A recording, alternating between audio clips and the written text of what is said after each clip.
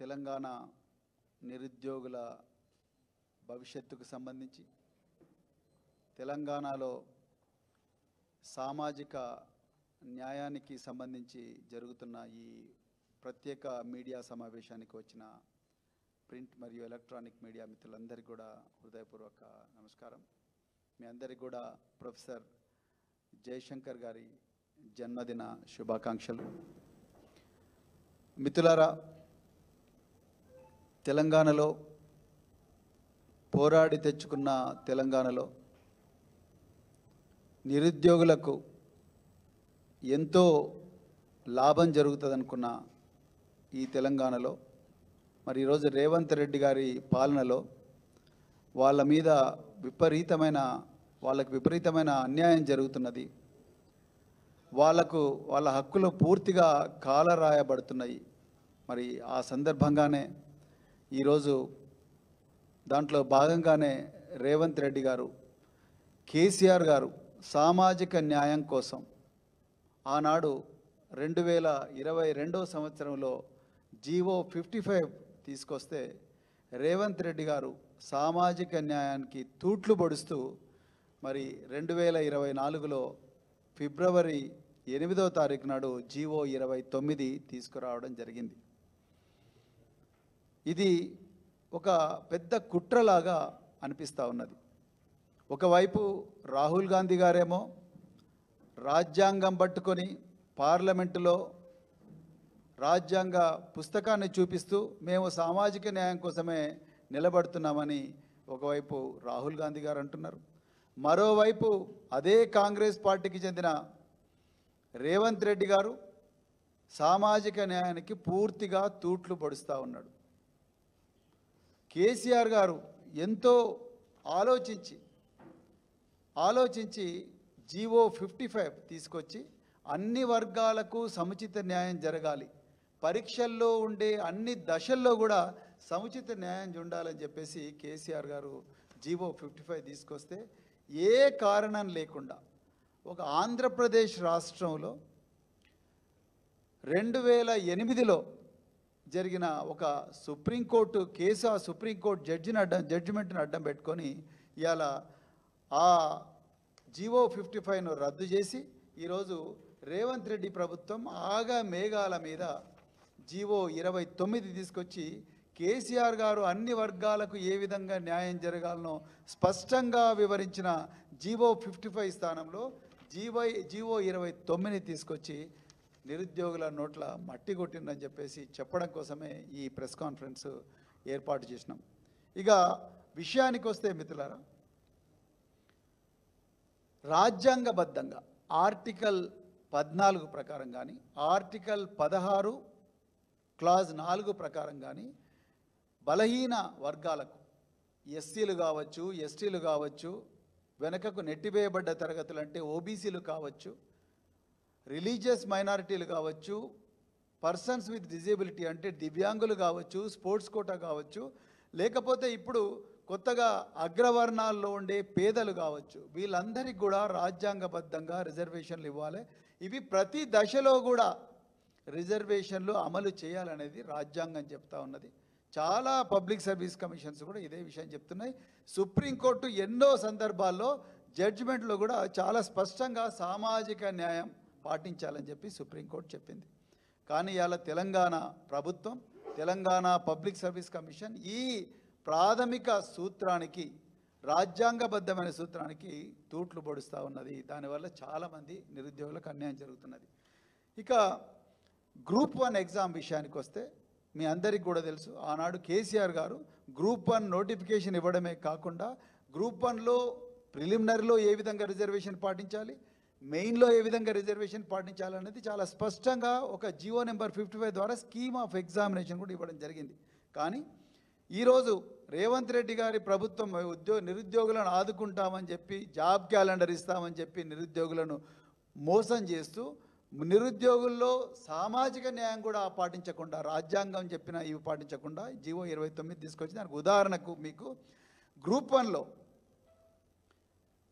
563 పోస్టులు ఆనాడు కేసీఆర్ గారు 503 పోస్టులకు ఇస్తే ఈ ప్రభుత్వం 60 పోస్టులు ఎక్స్ట్రాగా కలిపి 563 పోస్టులకు 21 జూన్ 2024లో మరి మళ్ళీ ఇచ్చి తర్వాత ఎగ్జాము జూన్ 9 నాడు కండక్ట్ చేసిండ్రు. రిజల్ట్స్ జూలై 28 నాడు రిజల్ట్స్ డిక్లేర్ చేసిండ్రు. టోటల్గా ఈ ఎగ్జామ్కు ఆ పరీక్ష రాసిన అభ్యర్థుల సంఖ్య 3,02,172 మంది. మరి ఒక్క పోస్టుకు 50 మంది అభ్యర్థులను మెయిన్కు సెలెక్ట్ చేయాలంటే 1:50 నిష్పత్తిలో 50 మంది అభ్యర్థులను ఒక పోస్టుకు చేస్తే టోటల్గా 28,150 మంది అభ్యర్థులు రావాలి. 28,150 మంది అభ్యర్థులను కేసీఆర్ గారు తలపెట్టిన జీవో 55 ప్రకారం సెలెక్ట్ చేస్తే అందులో ఈ 563 పోస్టుల్లో రిజర్వ్ చేయబడని అంటే ఓపెన్ కాంపిటీషన్ ఓసీ కోటాలో ఉండే పోస్టులు 209. అంటే ఈ 40% ఈ ఎల్లో పచ్చ కలర్లో ఉన్న ఈ పోస్టులు 209. వీటి కోసం 10,450 మంది అభ్యర్థులను 1:50 నిష్పత్తిలో సెలెక్ట్ చేయాలి. అదేవిధంగా మిగతా ఏవైతే పోస్టులు ఉన్నాయో ఆ పోస్టులు 60% పోస్టులు ఏవైతే ఉన్నాయో ఆ 60% పోస్టులు టోటల్గా 17,700 మంది అభ్యర్థులను సెలెక్ట్ చేయాలి. తెలంగాణ పబ్లిక్ సర్వీస్ కమిషన్ ప్రభుత్వ ఆదేశాల మేరకు అది జీవో 55 చెప్తున్నది. కానీ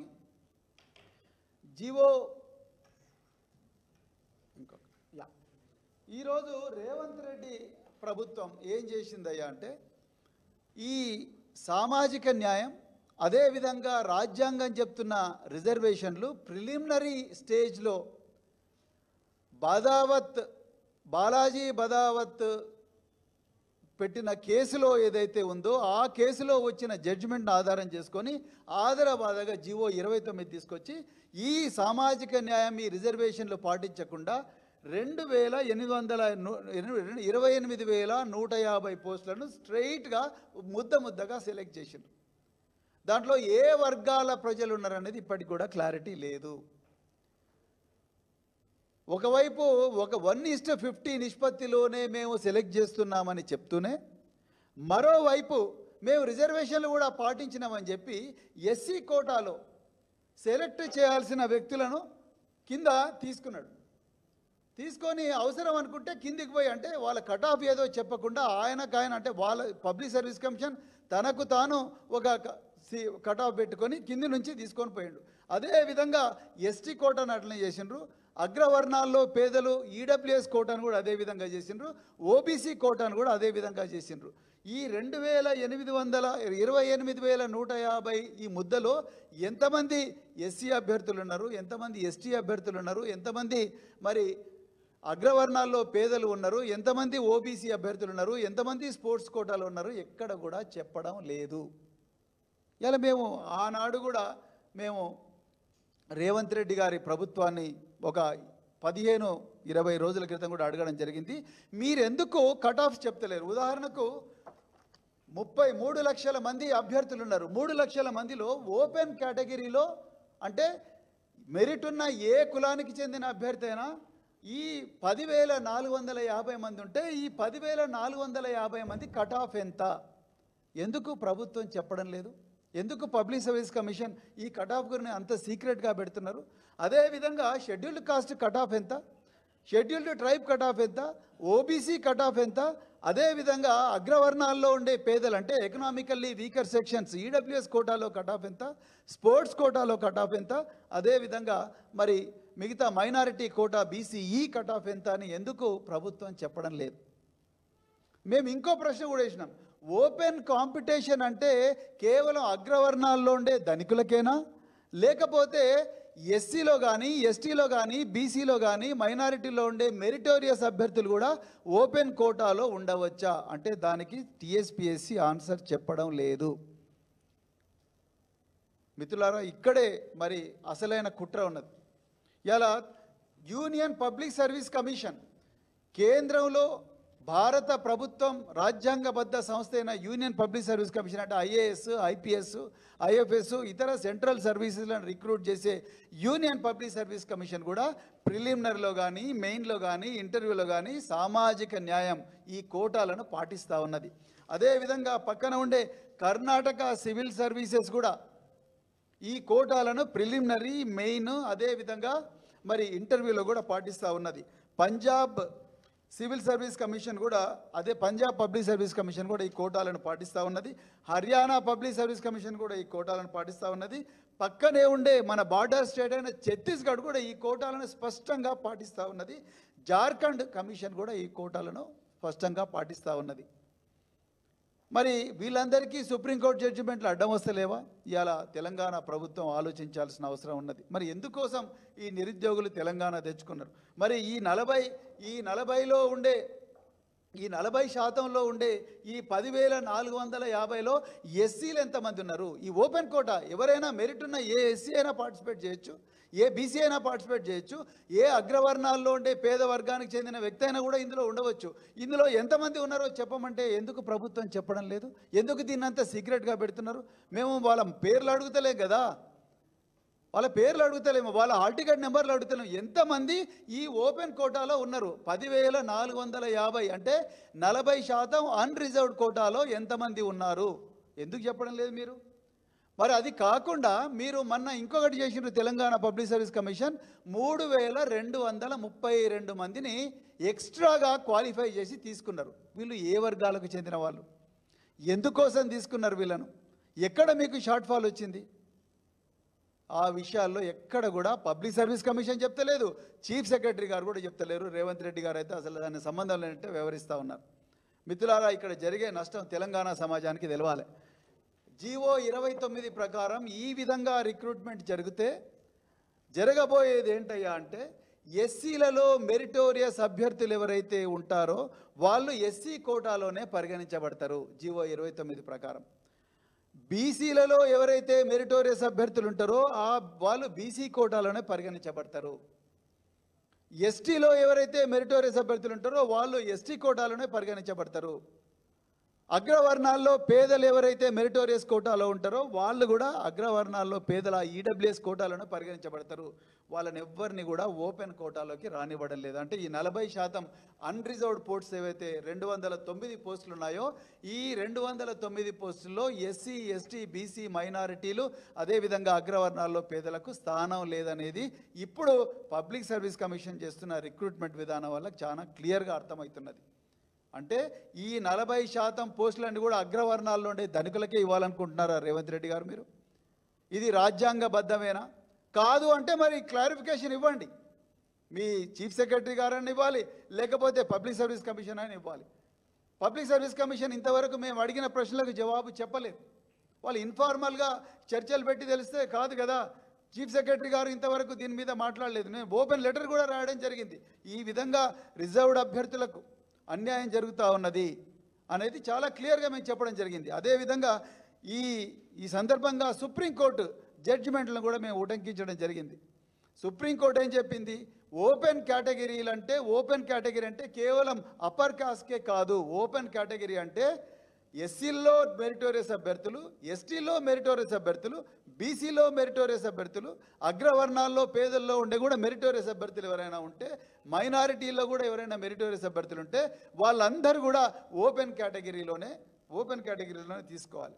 మరి ఎక్కడ దీంట్లో ట్రాన్స్పరెన్సీ ఉన్నది? నిజానికి ఈ విధంగా ఈ వర్గాల్లో మెరిటోరియస్ అభ్యర్థులందరూ కూడా ఓపెన్ కేటగిరీకి వస్తే ఇంకా దాదాపుగా 14,000 మంది ఎక్కువగా క్వాలిఫై అయ్యే అవకాశం ఉన్నది. కానీ అవకాశాన్ని ఇలా కాల రాస్తున్నారు రేవంత్ రెడ్డి ప్రభుత్వం. ఎందుకు ప్రభుత్వం దీన్ని మళ్ళీ పునరాలోచించడం లేదు? ఎందుకు మరి ఈ వర్గాలు ఓట్లు వేయలేదా? ఈ ప్రజలు తెలంగాణ వాసులు కాదా? వీళ్ళకు రాజ్యాంగం వర్తించదా? దీని మీద స్పష్టంగా మరి ప్రభుత్వం తీసుకురావాలి, లేకపోతే మాత్రం మేము ఊరుకోమని చెప్పేసి ఈ సందర్భంగా చెప్తున్నాం. మేము మళ్ళొకసారి ఈ ఉదాహరణలతోని రెండవసారి కూడా నేను తెలంగాణ చీఫ్ సెక్రటరీ గారికి, ముఖ్యమంత్రి గారికి లెటర్ రాస్తాం. అదేవిధంగా మా పార్టీ నాయకులు గౌరవ హరీష్ రావు గారు అసెంబ్లీలో కూడా ఈ జీవో 29ని రద్దు చేసి కేసీఆర్ గారి ప్రభుత్వం రిలీజ్ చేసిన జీవో 55ని మళ్ళీ రీఇన్స్టేట్ చేసి దాని ప్రకారమే రిక్రూట్మెంట్ జరగాలని కూడా చెప్పడం జరిగింది. దానికి ఉదాహరణగా నేను ఇంకొక టీఎస్పీఎస్సీ పబ్లిక్ సర్వీస్ కమిషన్ వ్యవహారం ఏ విధంగా ఉంటుంది, ఈ రిజర్వ్డ్ కేటగిరీకి చెందిన అభ్యర్థులను ఓపెన్ కోటాలో మెరిటోరియస్ అభ్యర్థులుగా వ్యవహరించకపోతే, వాళ్ళను చూడకపోతే ఇలా న్యాయ పోరాటానికి పోయినారు చాలామంది నిరుద్యోగులు.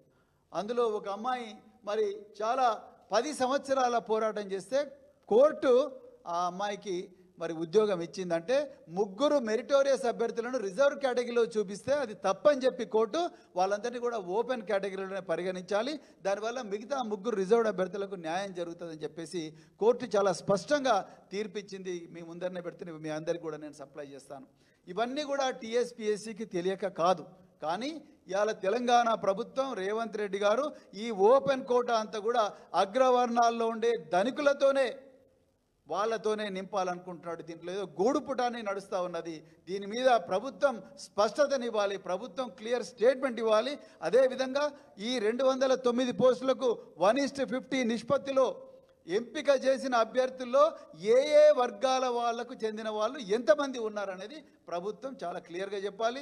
ఓపెన్ కోటా కటాఫ్ చెప్పాలి, ఎస్సీ కోటా కటాఫ్ చెప్పాలి, బీసీ కోటా కటాఫ్ చెప్పాలి, అదేవిధంగా మరి మైనారిటీ కటాఫ్ చెప్పాలి, ఎకనామికల్లీ వీకర్ సెక్షన్స్ కటాఫ్ చెప్పాలి, అదేవిధంగా మిగతా కటాఫ్స్ అన్నీ కూడా చెప్పినప్పుడే దీంట్లో స్పష్టత వస్తుంది. అంతే తప్ప ఇంతవరకు కోర్టుల కేసు ఏం పడలేదు, ఇప్పుడు మళ్ళీ కోర్టు కేసులు పడితే మళ్ళీ ఎగ్జామ్ ముందరికి నడవదని ఈ ఎమోషనల్ బ్లాక్మెయిల్ చేయడం కరెక్ట్ కాదు. అందుకొరకే ఈ విషయంలో స్పష్టత ఇవ్వాల్సిందిగా మరి భారత రాష్ట్ర సమితి తెలంగాణ ప్రభుత్వాన్ని డిమాండ్ చేస్తున్నది. థ్యాంక్ యూ వెరీ మచ్ మిత్రులు.